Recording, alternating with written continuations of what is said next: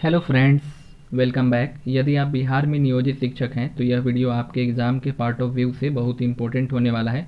Friends, बता दें कि बिहार में जो नियोजित शिक्षक का एग्ज़ाम दिसंबर या फिर जनवरी माह में होने की संभावना है, तो इसी के रिगार्डिंग हम अपने इस यूट्यूब चैनल पर सभी विषयों की संपूर्ण तैयारी करा रहे हैं। आज के इस वीडियो में हम हिंदी व्याकरण को पढ़ेंगे और यह हिंदी व्याकरण का पार्ट 1 है। तो आप वीडियो को पूरा देखिए और पसंद आए तो ही इस वीडियो को लाइक और हमारे इस चैनल को सब्सक्राइब कीजिए। चलिए वीडियो को यहाँ पर शुरू करते हैं। आज का जो टॉपिक है फ्रेंड्स वो है भाषा, लिपि और व्याकरण। तो चलिए जानते हैं कि भाषा जो है किसको कहते हैं। यहाँ पर भाषा क्या है? तो भाषा जो है जिन ध्वनि चिन्हों के माध्यम से हम अपने मन के विचार बोलकर या लिखकर अभिव्यक्त करते हैं यानी कि प्रकट करते हैं, उसे ही क्या कहते हैं? भाषा कहते हैं। तो इसका एक और यहाँ पर परिभाषा निकल करके क्या आ गया कि भाषा वह साधन है जिसके माध्यम से हम अपने मन की बातों और विचारों को जो है बोलकर या लिखकर प्रकट करते हैं, तो उसे ही जो है भाषा कहते हैं। अब यहाँ पर भाषा के रूप को जान लेते हैं। तो भाषा के कितने रूप होते हैं? तो भाषा के 2 रूप होते हैं, एक होता है मौखिक और एक होता है लिखित। अब यहाँ पर मौखिक भाषा जो है किसे कहते हैं? तो मौखिक का मतलब होता है मुख से बोला हुआ। तो जब मुख द्वारा जो है बोलकर अपने विचार प्रकट किए जाते हैं तो भाषा का यह जो है मौखिक रूप कहलाता है।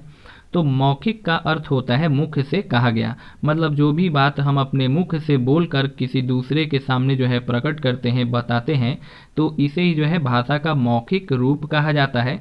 कुछ लोग जो है इसे मौखिक को जो है कथित भाषा भी कहते हैं, यानी मौखिक भाषा को ही कथित भाषा भी कहा जाता है। नेक्स्ट है यहाँ पर लिखित भाषा। तो जब लिखकर अपने विचार अभिव्यक्त किए जाते हैं तो ऐसी भाषा जो है लिखित भाषा कहलाती है। यानी जब हम अपनी मन की बातों विचारों को लिख करके किसी दूसरे के सामने प्रकट करते हैं तो इसे ही जो है लिखित भाषा कहते हैं। अब जान लेते हैं फ्रेंड्स कि लिपि क्या होता है। तो लिपि, इसी को इंग्लिश में स्क्रिप्ट बोला जाता है। तो लिपि का मतलब होता है लिखने का ढंग। तो सभी भाषा को लिखने का एक तरीका होता है, ढंग होता है। तो यहाँ पर लिपि का परिभाषा क्या हो गया कि भाषा को लिखने के लिए जो ध्वनि चिन्ह जो है निश्चित किए गए हैं उसी को क्या कहते हैं? तो लिपि कहते हैं।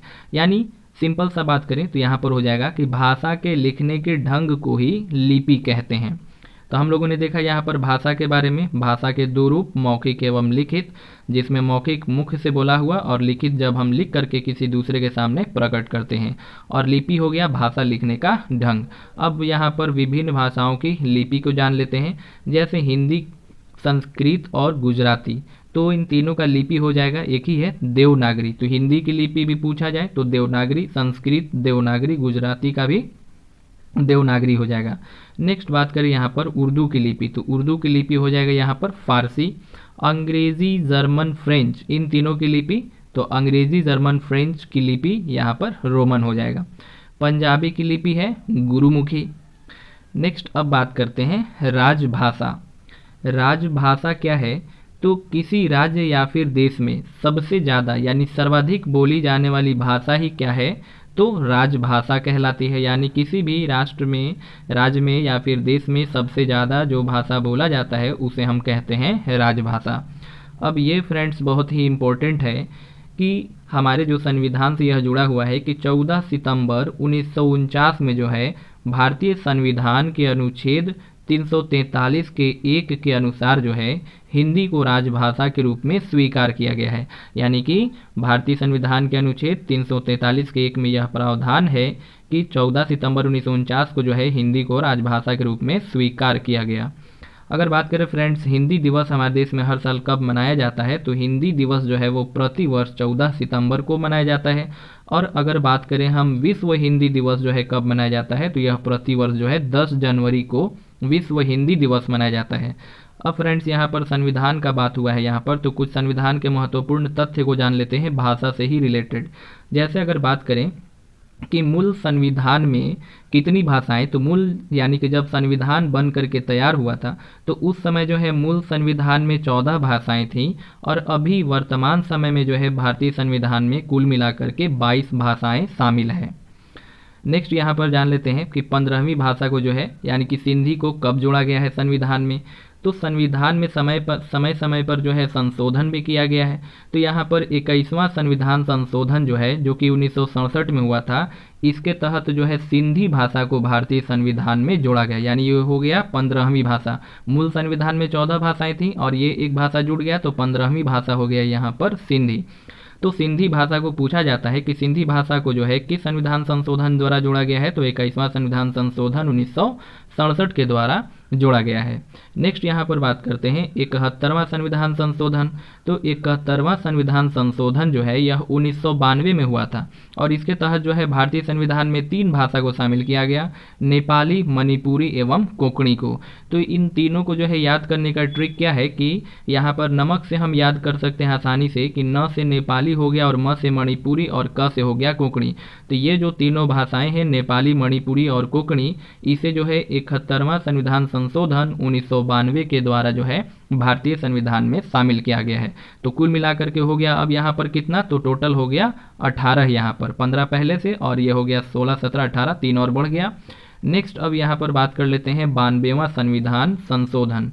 तो 92वां संविधान संशोधन जो कि हुआ था 2003 में और इसके तहत जो है भारतीय संविधान में 4 भाषाएं जोड़ी गई और वो 4 भाषाएं हैं बोडो, डोगरी, मैथिली एवं संथाली।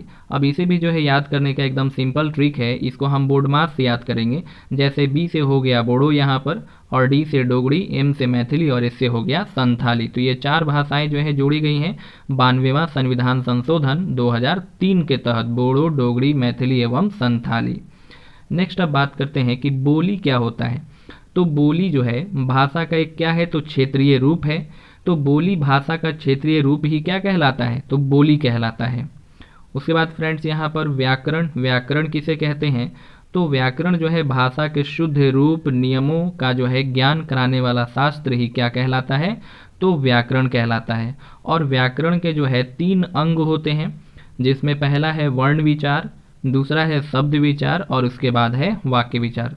तो नेक्स्ट इसके आगे हम जो है नेक्स्ट वीडियो में पढ़ेंगे। शुरुआत से यहाँ पर वर्ण विचार को देखेंगे। यहाँ पर अगर आपको यह वीडियो पसंद आता है तो वीडियो को लाइक कीजिए, चैनल को सब्सक्राइब कीजिए। मिलते हैं फिर नेक्स्ट वीडियो में।